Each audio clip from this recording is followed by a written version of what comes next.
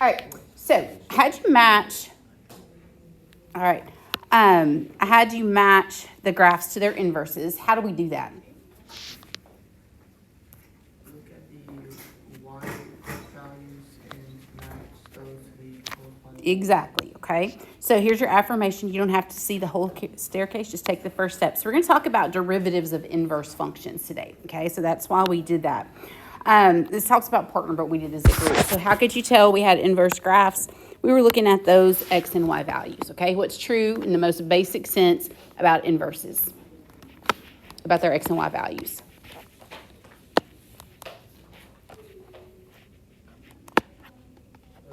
They're flipped, okay? So the x and y values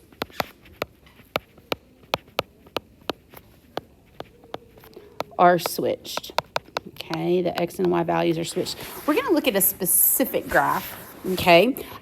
Something else that we remember about inverses is that they are a reflection over the line y equals x, okay? That's why that works.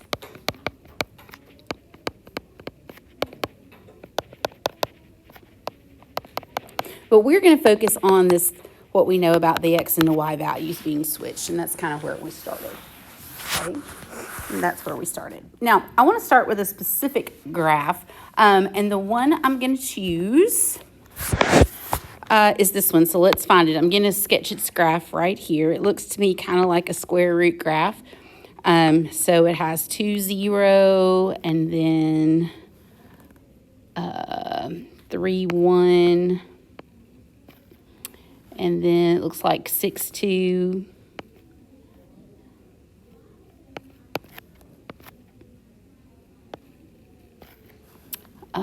And then 18 goes all the way out here to 18. And up 4. Yeah, at 18 it's 4. Okay, so find that specific graph. This is the one I want us to use today. So we're going to start with that one.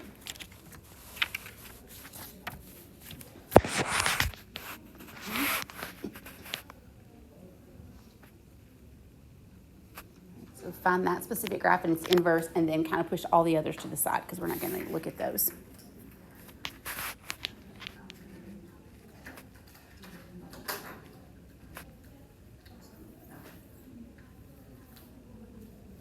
Okay.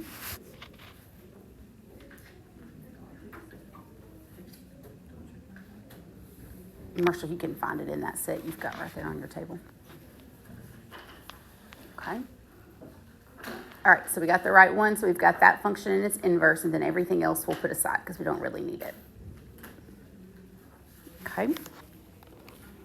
All right, so let's fill in our table with 3 points from our graph. Okay, so we did several of those. We did 2, 0, 3, 1, 6, 2, and then 18, 4, right? Okay. Could we have used the inverse graph to help me get an additional ordered pair if there was something else marked on the inverse? Sure, okay. We could have used the inverse graph, okay, and just flip the x and y.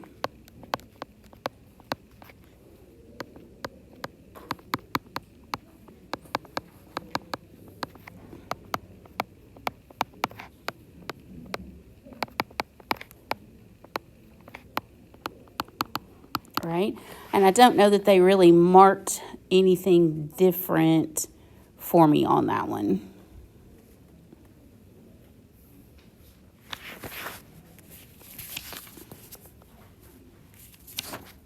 No, I don't think so. Okay, so we're good. So now let's look at this next part. Okay, so now we're going to get to the good part. All right. What I want you to do now is to look at the two F prime tables. Okay, the two F prime tables that are on those cards. Okay, I want you to look at the F prime tables that are on those cards. Okay, so we have our original one. All right, let's write that down. X and F prime. All So I had 3 1/2, 6 1/4, and 18 1/8. Okay.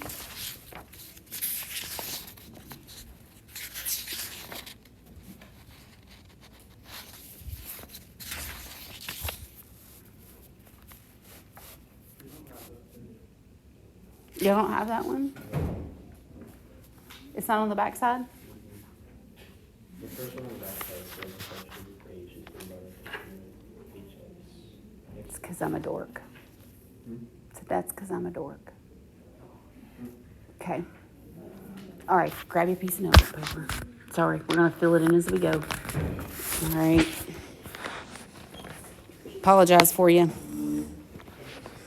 It's because I was in a hurry when I made copies. There's notebook paper over here if you need a piece. Sorry.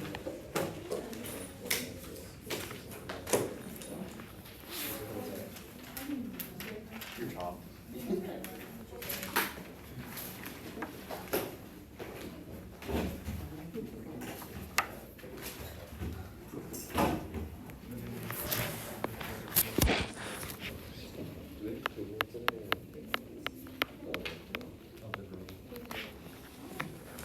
Okay. So just put 4 and then just put the prime tables. Okay. So let's just write those prime tables down. So our original prime table told me that when x was 3, f prime was 1/2. When x was 6, f prime was 1/4. And when x was 18, f prime was 1/8. Okay. And then my inverse table, let's copy it down as well. Okay, so these are our derivative tables. When x is 1, the derivative was 2. When x was 2, the derivative was 4. And when x was 3, the derivative was 6. Okay.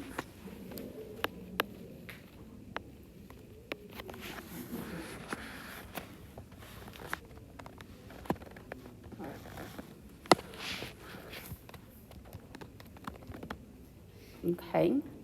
Now, it asks, do we see any relationships between those two derivative tables? We know the two functions are inverses.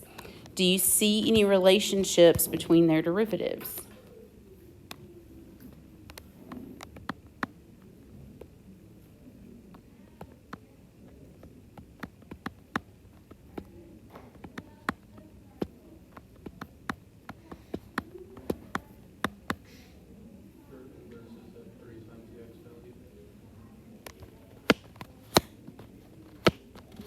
What do you mean?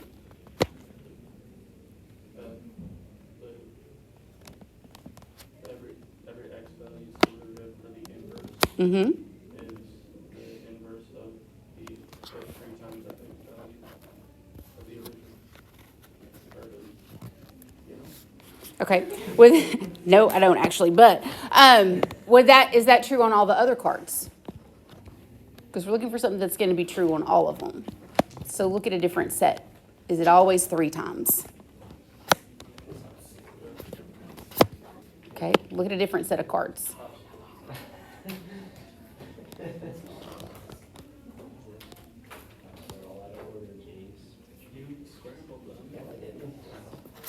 Okay.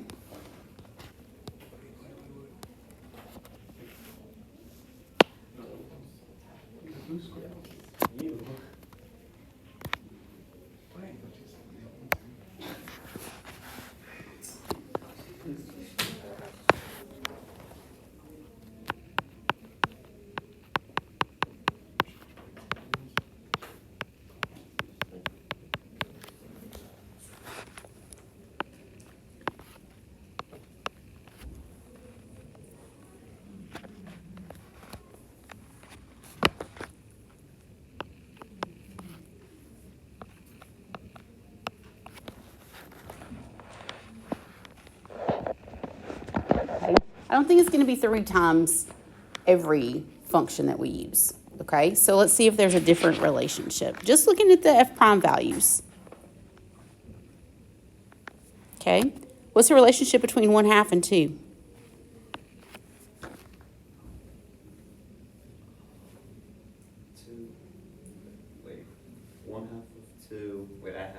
Okay, it's not a formula. Let's just do it that way. It's something real simple. Y'all are making it way hard.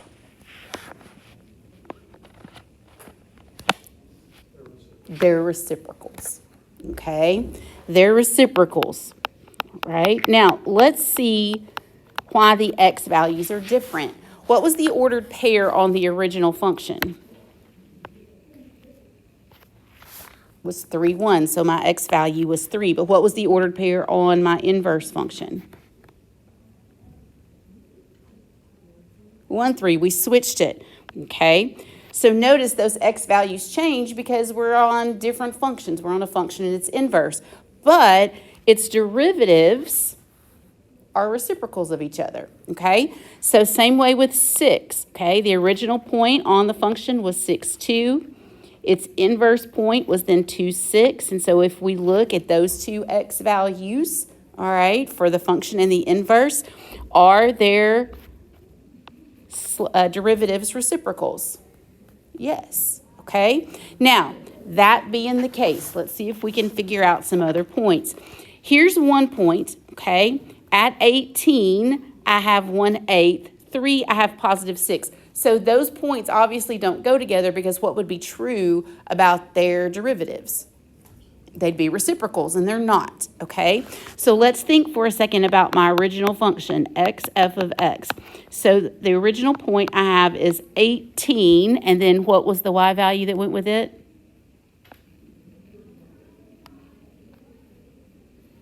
From your original graph?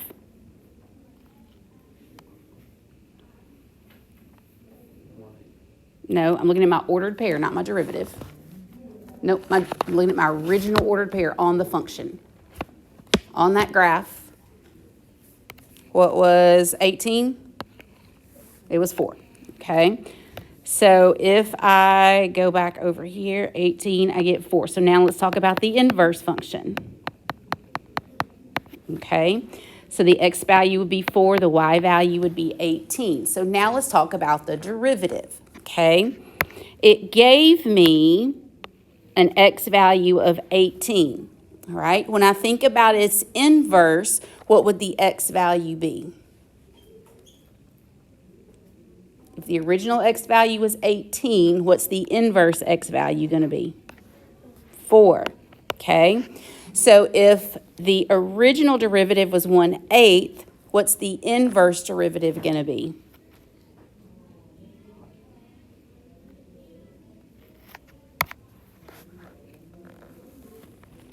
What did we just say was true about their derivatives?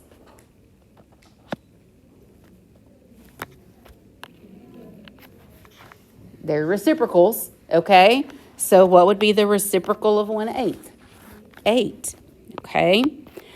This time, in the second one, they gave me the ordered pair, okay?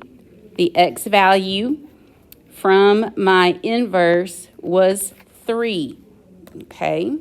The x value was 3 from the inverse. So what is the y value? On the inverse, what would be the y value on my inverse? Go back and look at your original picture. It'd be 11. So then on the original function, what's the ordered pair?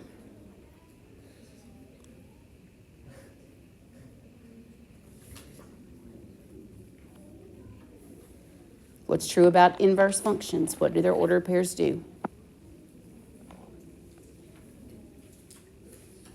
They switch. So if an ordered pair on one of the functions is 3, 11, what's the ordered pair on its inverse? 11, 3. Okay?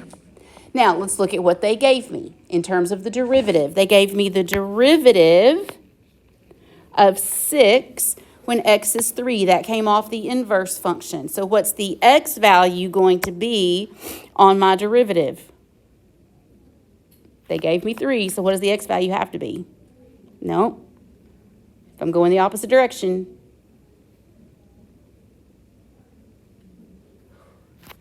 what's its companion point? 11. It just switches, okay? If the derivative they gave me was 6, what's the derivative going to be that I'm looking for? 1/6. It's a reciprocal. okay? It's 1/6, okay? So here's the thing, all right? When we're doing inverse functions, all right, we talk about companion points,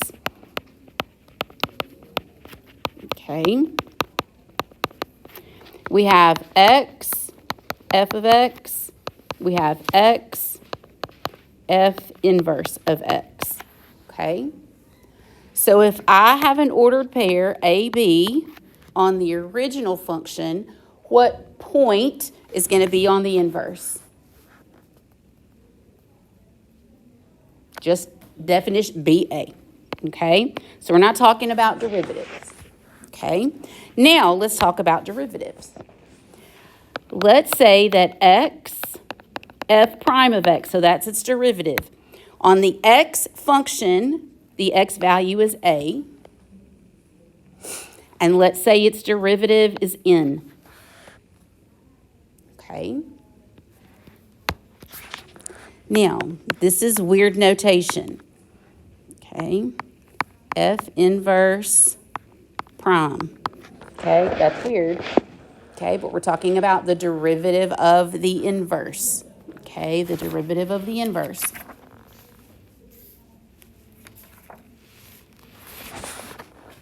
Right? What would the x value be for that point on the inverse function? What's the x value on the inverse function? It's b, okay? So I'll look at my companion points. I have a, b, b, a. So in the original, the x value's a. On the inverse, the x value's b, all right? Because I'm talking about the derivative of the inverse, okay? So if I know the derivative of the original is n, what does the derivative of the inverse have to be? 1 over n. It's a reciprocal, okay? So these values are reciprocals, okay? And your x value comes from the original function. What would it be on the original function? Right? Because my x value changes between my original function and the inverse. All right? So I have to think about what I'm looking at. Okay?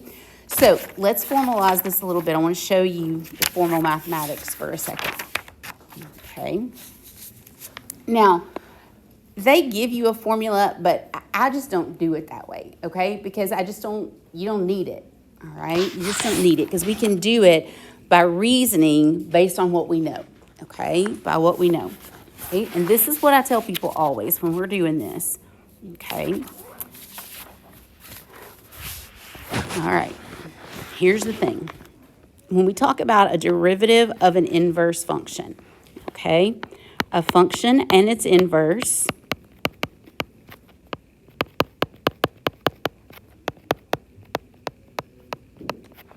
switch its x and y's values. Okay, so you will see me draw this chart. X, f of x, x, f inverse. Okay, and whatever those values are, a, b, b, a. Okay, so a function and its inverse switch x and y. Derivatives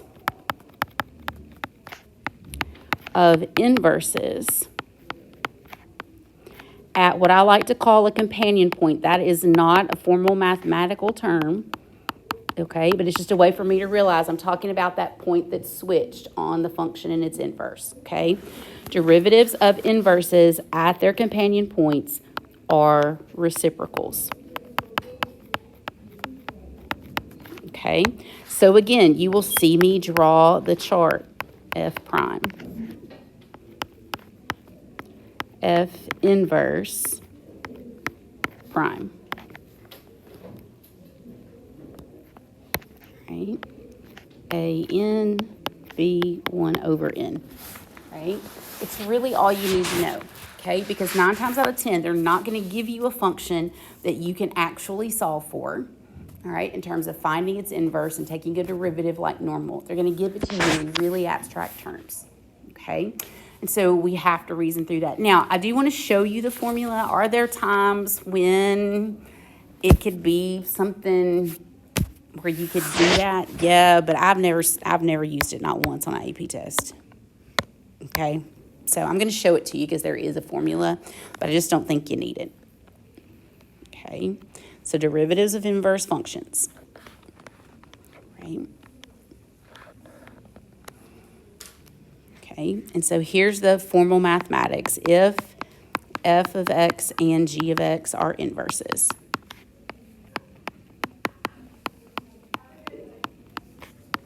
Okay, g prime at x is equal to 1 over f prime evaluated at g of x. All right, that's the formal mathematics, okay? But I think understanding what happens is 10 times more helpful.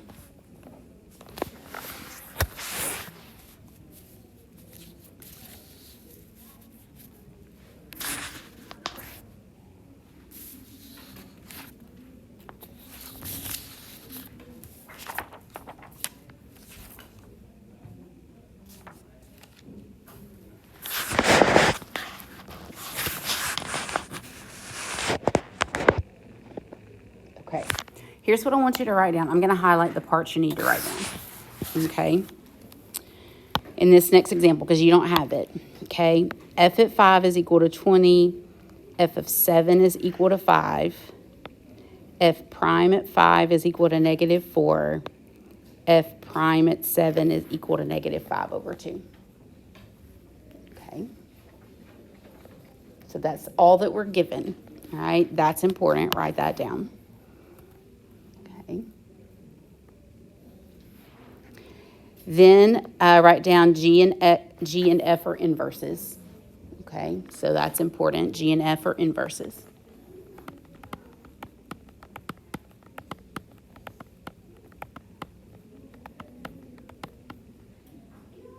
Okay. Now, let's talk about how we work this problem. Okay. It wants me to find the derivative of G at 5. I have no function whatsoever. All I got is a bunch of ordered pairs. Right? I just got a bunch of ordered pairs. But the important thing here is that G and F are inverses. So let's start with F of X. And let's write down the ordered pairs we know. When X is 5, F is 20. When X is 7, F of X is 5. Okay? Since I know that, and I know that F and G are inverses, I can get points for G. Okay? So what would be my two ordered pairs for G? 20 and 5.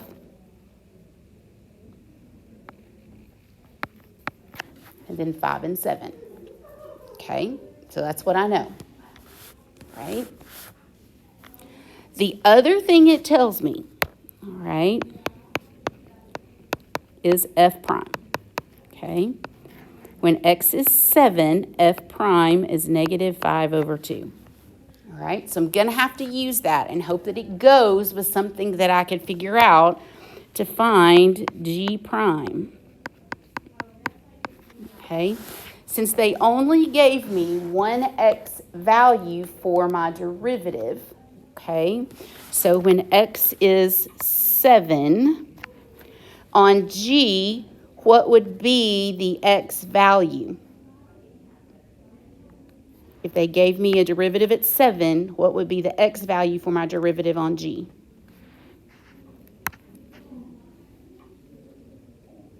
Who's its companion point? 5, 7. Okay, so the X value is going to be 5. We're just looking at the X value. Okay? Now we're going to use what we know about the two derivatives. Okay, if I know one derivative, then the other derivative is a reciprocal. Okay, so what is the reciprocal of negative 5 over 2? And that is what it asked me for. G prime at 5 is negative 2 over 5. Okay, now, will you get to a point where you don't have to write all that down? Sure. All right, but for right now, just to keep your brain straight, this is what we have to do. Okay, so we have to think about those points. All right, it should pick up on the back of your paper now. All right, let's look at a couple more. Okay.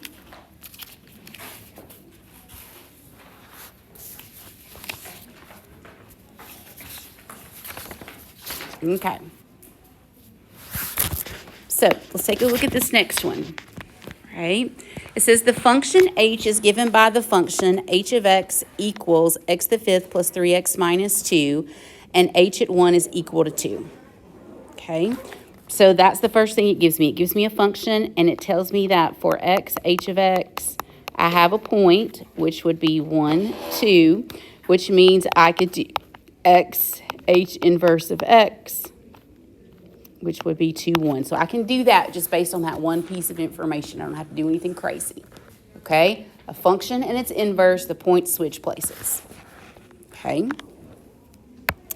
Now, it wants me to find the value of h inverse prime, so the derivative of the inverse, when x is equal to 2. Okay? Which means on my original function h prime, okay, so not the inverse, what x value would I have used on the original? I would use 1, okay? These are my companion points. If x is 2 on the inverse, then x is 1 on the original, okay? So there's that. Now, it didn't give me any values of a derivative, but it did give me a function, okay? Is h a function that I could easily take a derivative of? Sure is, okay? So let's do h prime of x, okay? What would h prime of x give me?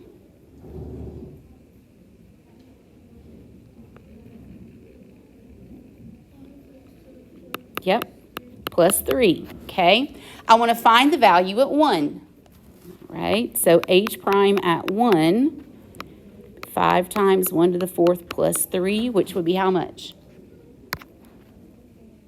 8. If the derivative at that companion point is 8, what does the derivative have to be on the inverse? 1 over 8. Okay, has to be 1 over 8. Okay? All righty, let's take a look at this one. Okay. So, let g of x, okay, equal x cubed, all right, plus x, all right? We know that g is equal to f inverse. G of 2 is equal to 1. What's the value of g prime at 2? Okay, so let's just kind of walk through this. All right, x f of x, x g of x. All right, it gave me g this time. All right, it said g is 2, 1. What does that mean my ordered pair is on f? Yes. I know, hang in there. I did, I was paying attention. We got 2 minutes. 1, 2. Okay. I want to find g prime when x is 2. So what would my x be on f prime? 1. Okay. I have a function for f. Can I get h prime at 1?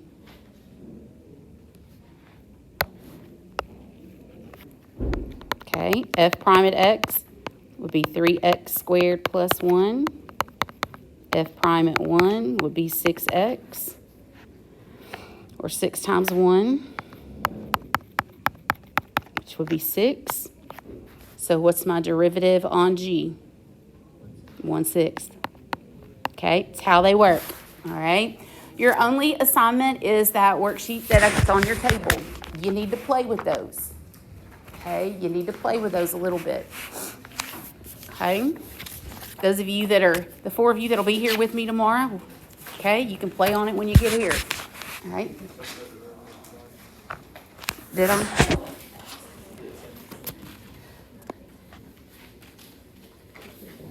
(3x squared plus 1). Oh, I did, you're right. Plus 1, so it would be 7. There you go. Thanks. Right? 3x squared, derivative of f is 3x squared plus 1. Oh, I did. 3 times 1 plus 1. There you go. 4. There we go. Y'all love me. Okay, 1/4. Okay, work on that assignment. Thanks. It's like, why?